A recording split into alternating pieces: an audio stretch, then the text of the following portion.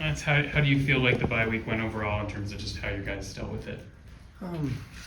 I thought they handled it well. It's always slightly different when you can tell that there's not a game coming up, so to speak, but all in all, we challenged the guys again. The attitude's been good, work ethic's been good. I think we got a lot accomplished. We tried to take some reps off a few guys, try to work getting healthy, but also addressing things that we need to get better at. I'm sorry, last thing, when we did get a chance to scrimmage some of our young guys and get a chance for them to play some live football again. Sorry. Yeah. How has West Virginia looked with Rich Rod this year comparatively to what you might have expected coming into the season? Well, again, the pace in which they play is extremely impressive. Saturday's game, first of all, it's a big, a big, testament to their staff and their leadership and their program, because they had a disappointing loss on the road, okay? And then to get that group rallied, obviously, in a rivalry game and to play the way they did was highly impressive. To be down 2 scores in the fourth quarter and to keep battling, it's a physical, gritty bunch, and it's a testament to the culture he's established in his short time there. He's implemented a lot of new players. Still, I believe, still trying to get clearance for other players and additions to get on the field for them, and those guys some of them have been impactful early. Again, an excellent coach through his whole career, and you can see the way it's been, especially in offensive philosophy and how they're going. So again, it'll be a big test for us. And I'll say that every week in here, guys. I start thinking about things you're going to ask me. I'm like, okay, every week we're going to talk about how close the games are going to be, how good everyone has been coached, and where it's at, and that's what's making college football, especially in our conference, so exciting. Lance, Jalen's had a stellar start to the year. When you look at the tape from this year compared to last, is there anything that you think is different? I think maybe a couple times last, in the Missouri game, he tried to do a little bit much again. But all in all, I think he's continued to play confidently within himself and not trying to put everything on his shoulders. I thought maybe there was a time or two in the game where we're looking to get something going, and face it, he's done that in his career and created a lot of plays for us here and that. So that's a hard one to totally reel in and stuff, but like I continue to say, his maturity and understanding, and he's been that way all the way through, is he doesn't show frustration and panic in what he's doing. And again, this team's going to need that throughout conference play. Yeah, and when you look back at the Missouri tape again this past week, is there anything that you maybe stood out or thought differently than before? No, again, I think it became apparent that we did not win the battle in the trenches. They were more physical than we were. We struggled immensely to get a running game going. We had way too many missed tackles. I think we had, over 20, and they had like 4. So we go yards after contact were extremely as lopsided as the missed tackles were, which again, we were unable then offensively to create rhythm and we were able to create some big plays, but not enough to sustain drives, which put us in a position that they probably almost had twice as many plays as we had. So all of that was it showed itself on game day, and it kind of reinforced it after watching it. Maybe you mentioned it there, but looking back through just non-conference play overall, what were some of those areas that during the bye week you really did want to work on the most? Again, being a physical, fundamental team that's going to tackle well and again play physical up front. I still think our defensive front, for the most part, has been active and physical and doing things. But offensively, we've got to be consistent up front in doing those things to give us the true balance that we need to be the type of offense we like to be. Again, defensively, we've shown flashes of being a really good defense and being multiple and athletic and doing those things. again, playing a really good opponent that, you know, some of that did not reach the standards we needed to play winning football. At Missouri, we saw guys like Gage and Joe at least make the trip. How much does the bye week help them? And do you think they're kind of closer to being able to get out there and play? They both have made progress. You can't tell you that there was, you know, Gage is further along than Joe, and where that'll play out. But it's getting there, yeah. And again, both positions against a team that's going to run a lot of plays, depth is going to be an issue. You know, and having depth or playing depth, I shouldn't say, you know, I shouldn't say it's an issue. Utilizing depth in games like this is going to be important, and guys have to be able to step up and play well. And when you do go against tempo teams that go really fast, how does that change the way you guys practice I knew you during were the gonna week? ask that. So I was ready for that one this week, Michael. So, yeah, you know, we've changed it, you know, through the years. In fact, we talked about it early in the week about different ways that you do you know, you run your scout team. Some we do, you know, which we do every week, anyway, is offense versus defense, and we run our offensive tempo plays.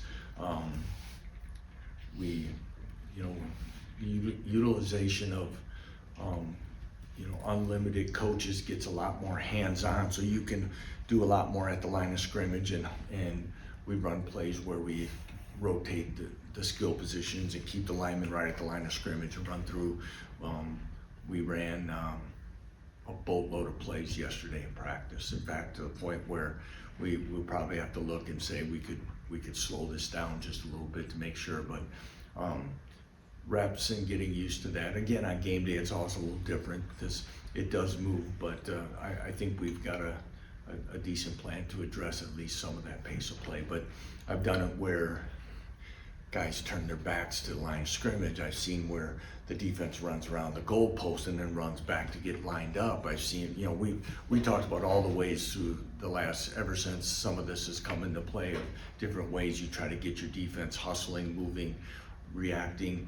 It's still going to come back to having a sense of urgency to get lined up, get the call, process, but more importantly, communicate to one another that we're all on the same page. West Virginia's got one primary quarterback, but they've got at least 3 guys who can take snaps there. What goes into preparing for that? Yeah, you know, I think he said he might have played 5 in this game, which, you know, or something, was going to maybe do so. Again, the ability to, you know, there's film on different guys, you watch what they do, but again, it's still going to be, you know, is there a package of plays for a guy?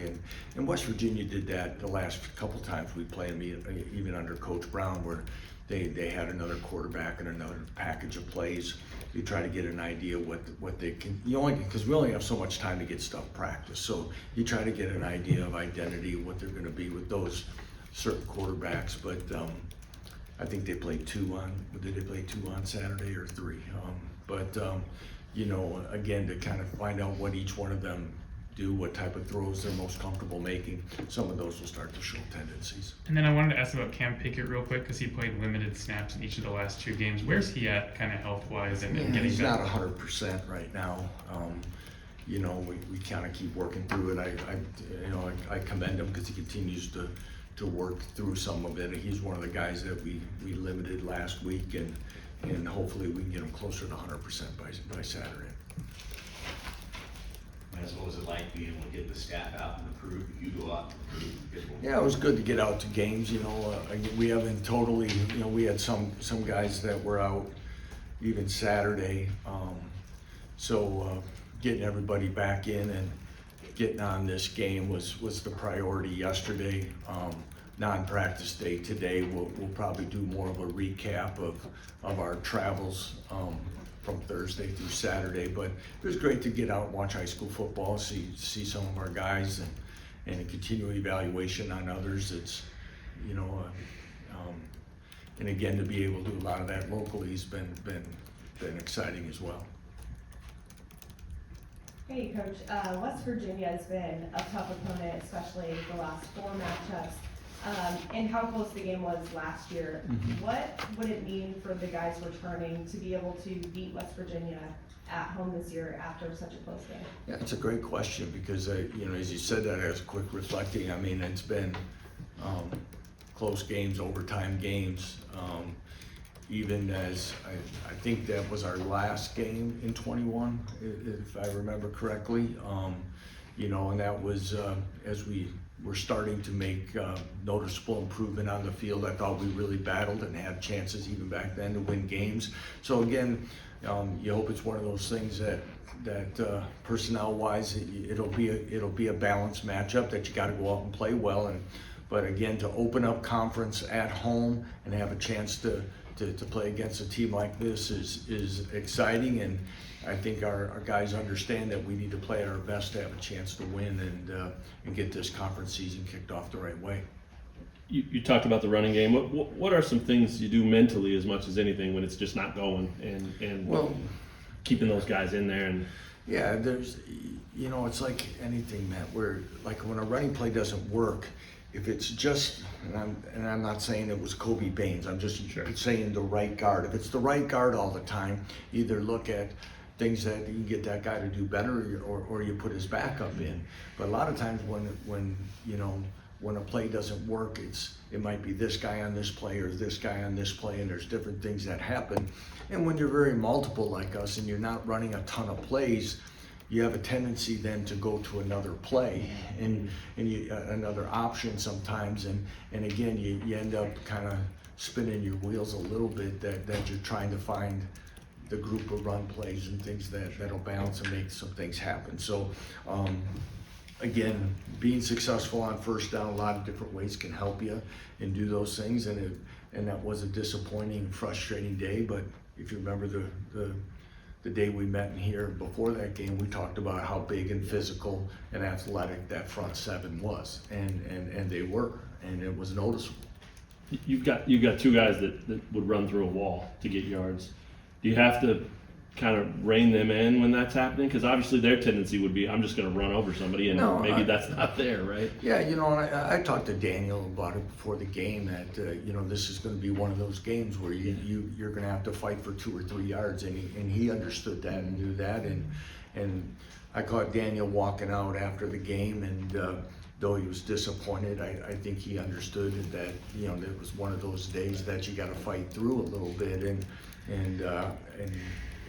to Daniel's credit, his maturation through this has been good, because I think a year or two earlier he'd have been frustrated in a different way, and it was good to see.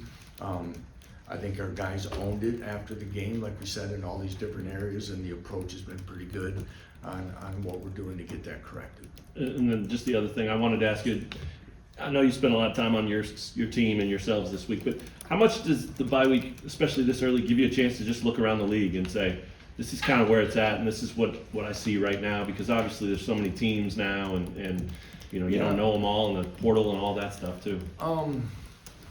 You know, again, you gotta take it within what your time allows you to do. So like we said, did I catch a little bit of some of the games Friday? Yeah, very little after I was done attending the games that I attended. Right. So you get a chance to see that.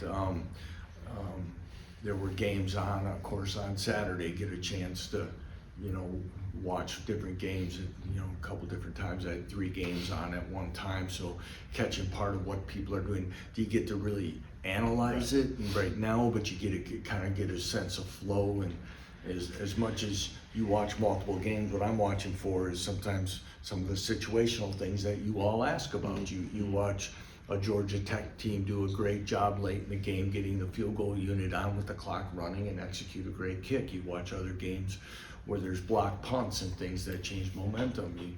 You see a lot of different things in courses of games that we all try to prepare for, and you see how they go in different ways. Anything else, Coach Leipold? All right, thanks.